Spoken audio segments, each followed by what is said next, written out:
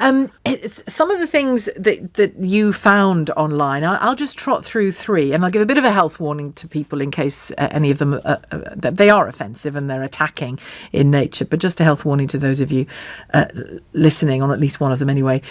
Self-loathing race traitor was something that she was described as trailer trash, and Meghan, the Queen of Ireland, M being an animal that I'm not going to say the sentence, but I think people can work out what animal that is in the context. And we've seen that kind of language related to that animal used in football, in racism in football and elsewhere.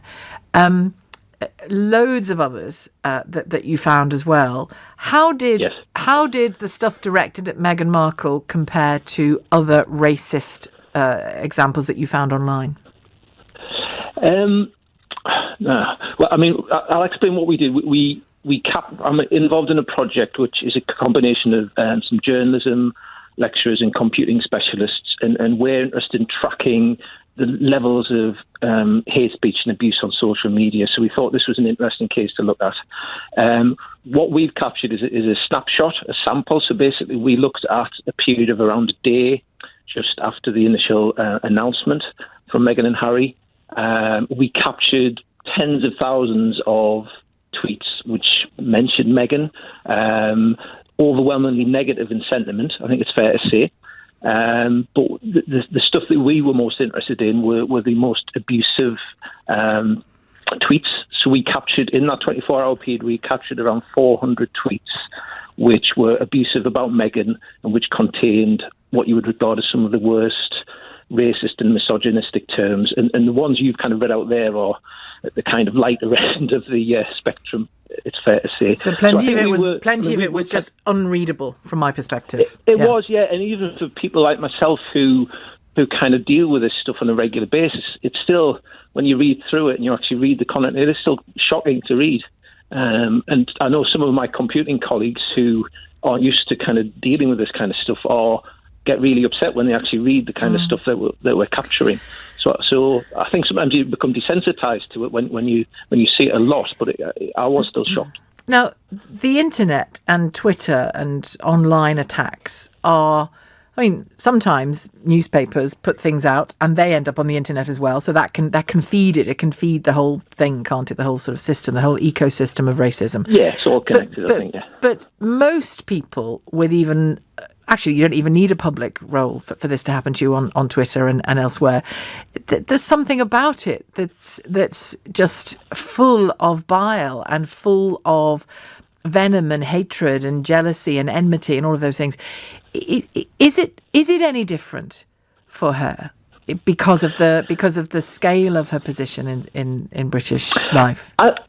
Well, that's a good question, and I wouldn't have clear evidence. I mean, my sense is that if you're a high-profile person, probably the higher profile you are, the worse it is. It's bad. So, we have lots of examples of female politicians who deal with this stuff on a daily basis. I'm sure. I get it. I get it. I'm not on the same scale. I don't imagine for a second, but yeah. I just don't engage with it. So I know that on a daily basis, when I do my job, there are people at home tweeting. I've muted them, on most of them, but they tweet and I set up my screen in front of me so that they're not there, so I don't see what's being said, because it's vicious, absolutely vicious, and it's endless. It's not just directed at me, but it is directed at me. Now, is there an argument that actually there are these weirdos all over the country, some of them are racist, put it to one side, leave it? Or is it fair enough to say, I can't stomach this, I cannot live like this? I think that has to be a personal choice. I think some people obviously can deal with it better than others. Personally, I'd much rather live in a society where nobody had to deal with that. I think the reality is that if you want to be on social media and you are a person of profile, you will get a lot of this. And the sad fact is that you'll get a lot more of it if you're a woman. There's research that's shown that I think female politicians are 3 times more likely to get abuse than their male counterparts, for example. And obviously, in the case of Meghan, a lot of the abuse we found was what you might call misogynistic, but there's the added kind of issue of the kind of racist content as well.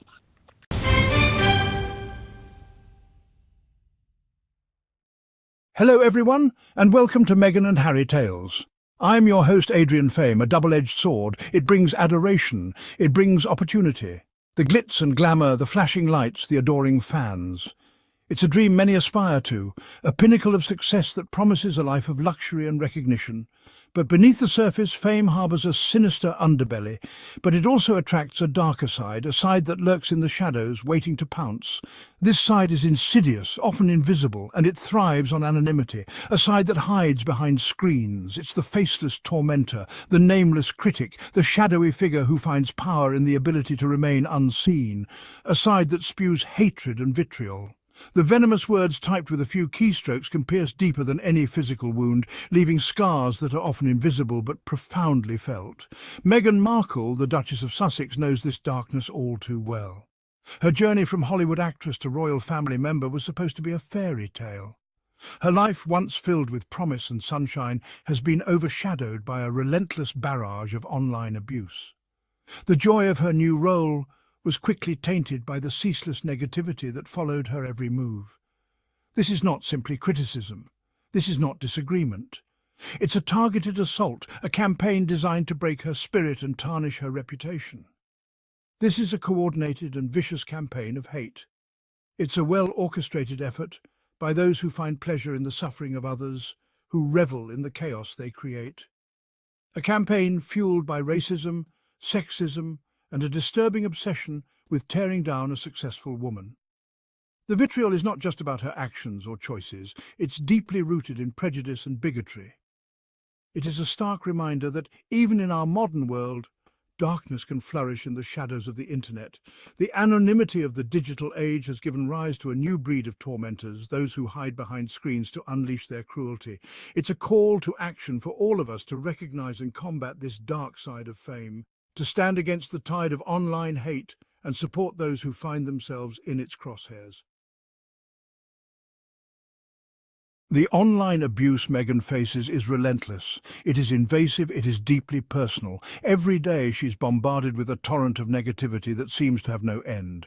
The impact on her mental health is profound, leaving her feeling isolated and vulnerable. Racist slurs and derogatory comments flood her social media feeds. These comments are not just words, they are weapons used to attack her identity and dignity. The vitriol is shocking, and it is a constant reminder of the prejudice that still exists in our society. Fabricated stories and manipulated images circulate online, designed to damage her reputation and cause pain. These false narratives are crafted to mislead the public and tarnish her image. The spread of misinformation is rampant, and it becomes increasingly difficult to discern truth from lies. This is not just a few isolated incidents. The abuse is widespread and persistent, affecting every aspect of her online presence. It is a relentless barrage that seeks to undermine her confidence and silence her voice. This is a coordinated attack. Groups of individuals, often hiding behind the anonymity of the internet, work together to amplify the hate. They strategize and plan their assaults, making the abuse more organized and effective. Bot accounts and organized groups work tirelessly to amplify the hate. These automated accounts are programmed to spread negativity and misinformation at an alarming rate, making it seem as though the hate is coming from a larger number of people than it actually is. They spread misinformation and create trending hashtags designed to humiliate and demean. These hashtags gain traction quickly, drawing more attention to the hateful content and further spreading the lies. The sheer volume and intensity of the abuse are staggering. The constant notifications and messages create an environment of perpetual stress and anxiety. It becomes overwhelming, making it difficult to focus on anything else. It is a stark reminder of the dark underbelly of the internet. The anonymity provided by the online world allows people to act without consequence, revealing the darker sides of human nature. This abuse is a serious issue that needs to be addressed, as it affects not just Meghan, but countless others who face similar attacks every day. Dr. John Price, a renowned data scientist, analysed the online conversation surrounding Meghan Markle. His findings were shocking. He discovered that a small, organised group was responsible for a significant portion of the abuse. These individuals use sophisticated tactics to manipulate online platforms and amplify their hateful messages.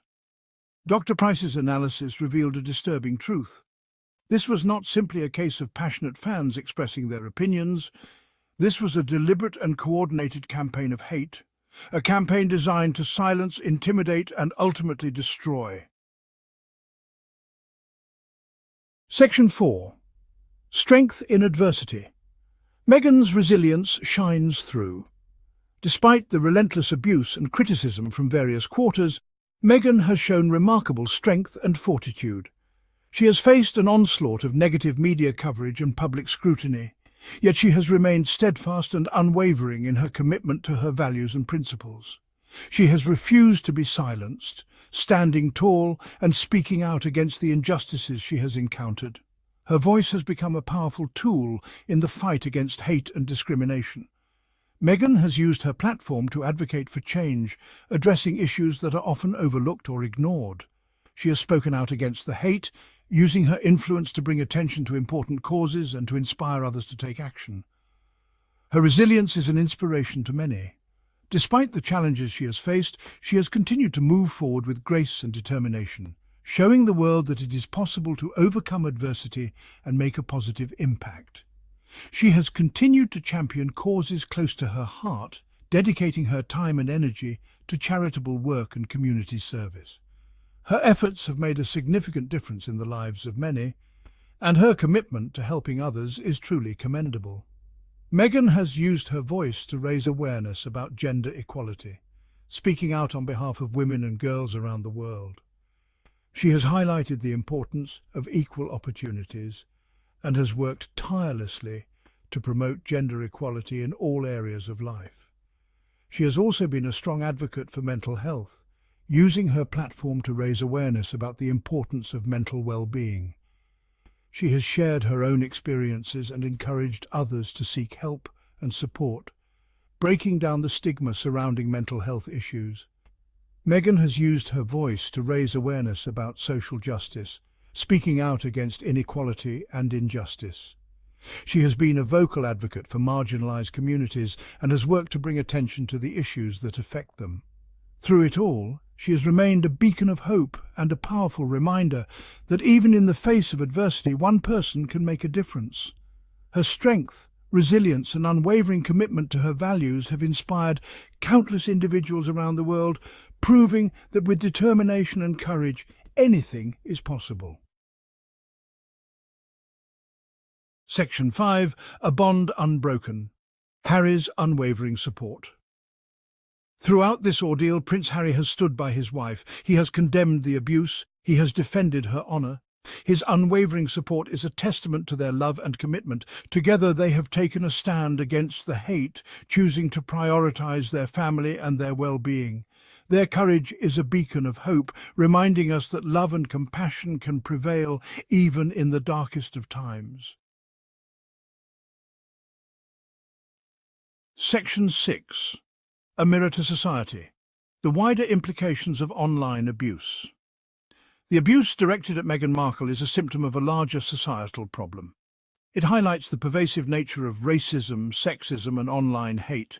It is a stark reminder that we must do more to combat these issues. We must challenge prejudice and discrimination wherever we see it. We must create a world where everyone feels safe and respected, online and offline. This is not just about protecting individuals like Meghan. This is about creating a more just and equitable society for all. Section 7. Choosing compassion, standing up against injustice. We all have a role to play in combating online abuse. We can choose to be allies. We can speak out against hate. We can support those who are being targeted. Our voices matter. By choosing compassion over indifference, we can create a more inclusive and respectful online world. Let us stand together against injustice. Let us be the change we wish to see in the world. Let us create a world where everyone feels safe, respected and valued. Thank you for tuning in to Meghan and Harry Tales. Don't forget to like, comment and subscribe for more inspiring stories about the Sussexes. Until next time, stay strong, stay kind and remember, love always wins.